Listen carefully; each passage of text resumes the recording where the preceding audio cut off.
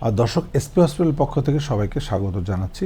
আজকে আমরা একটা পেশেন্টের রিভিউ নিয়ে কথা বলবো। পেশেন্ট নাম বিলকিস আক্তার, উনি নরসিংদী থেকে এসেছেন। ঘাড় এবং কোমর ব্যথার সাথে হাঁটুতে ব্যথা আছে, অনেক চিকিৎসা করেছেন, ভালো হন নাই। সেই নরসিংদী থেকে ঢাকাতে এসে ভর্তি হয়েছে এসপি হসপিটালে। আমার কাছে আসার পর আমি এমআরআই করে দেখলাম, আগেও অনেক এমআরআই ছিল, অনেক ট্রিটমেন্ট করেছে। এমআরআই করে দেখলাম ওনার ডিস্ক প্রলাপস হয়ে আছে, যেটার কারণে তার ব্যথাটা হচ্ছে এবং সে কিন্তু রেস্টে থাকতে পারে না। বাট মেডিসিন খেয়েছে, থেরাপি দিয়েছে, অনেক চিকিৎসা করেছে, কিন্তু কোনোটাই সাকসেসফুল হচ্ছে না, কারণ রেস্ট না নেওয়ার কারণে। ফলে আমি বললাম যে আপনাকে 3 থেকে 4 সপ্তাহ যদি আমরা এখানে তাকে অ্যাক্টিভ বেড রেস্টে রেখে ফিজিওথেরাপি দিই, তাহলে সে সুস্থ হয়ে যাবে। তারপর পেশেন্ট কিন্তু আমার কথায় রাজি হয়ে এখানে ভর্তি আছে এবং রোগী কিন্তু এখন ভালো।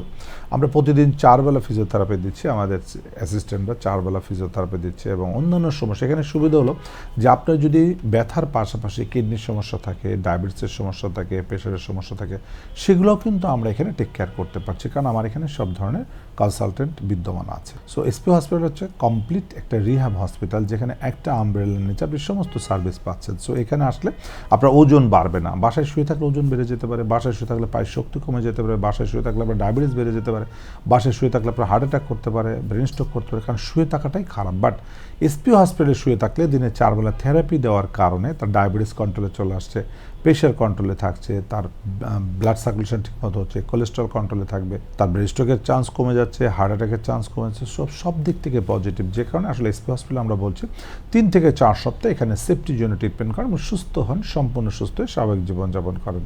তো দর্শক, চলুন আজকে আমরা রোগীর মুখ থেকে শুনে আসি যে আসলে রোগী কীভাবে এখানে চিকিৎসা নিয়েছেন, কীভাবে সুস্থ হয়েছেন। আমার নাম বিলকিস আক্তার, আমি নরসিংদী থেকে আসছি। আমার সমস্যা হইল গাড়ে ব্যথা, মাজায় ব্যথা, প্রায় 2.5 বছর ধরে ব্যথাটা। এসপি হসপিটাল সম্পর্কে জানছি অনলাইনের মাধ্যমে আর কি, অনলাইনের মাধ্যমে ভিডিও দেখলাম, ভিডিও দেখে তারপরে আসলাম আর কি এখানে। গাড়ে ব্যথা আর মাজায় ব্যথা আর কি। ডক্টর এস চক্রবর্তী স্যারকে দেখাইছি। স্যার বলেছে পরীক্ষা নিরীক্ষা করার পরে এমআরআই করেছি, করার পরে মেরুদণ্ডতে সমস্যা বলছে। এই যে এখন ট্রিটমেন্ট দিচ্ছে, থেরাপি দিতেছে, ব্যায়াম করাইতেছে, দিনে 4 বার থেরাপি দিতেছে, 4 বার তার সাথে সাথে ব্যায়ামও করতেছি, আর কিছু ওষুধ একবার সাথে খাইতেছি। প্রতিদিন সকালে আসে ডাক্তার, আসেও দেখে।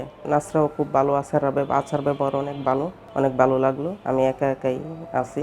এসপি হসপিটালের পরিবেশ মোটামুটি অনেক ভালোই আছে, ভালোই লাগলো। আগের চাইতে ভালো আছি, এখন ব্যথা নাই করলেই চলে, অনেকটুকু কমছে ব্যথা।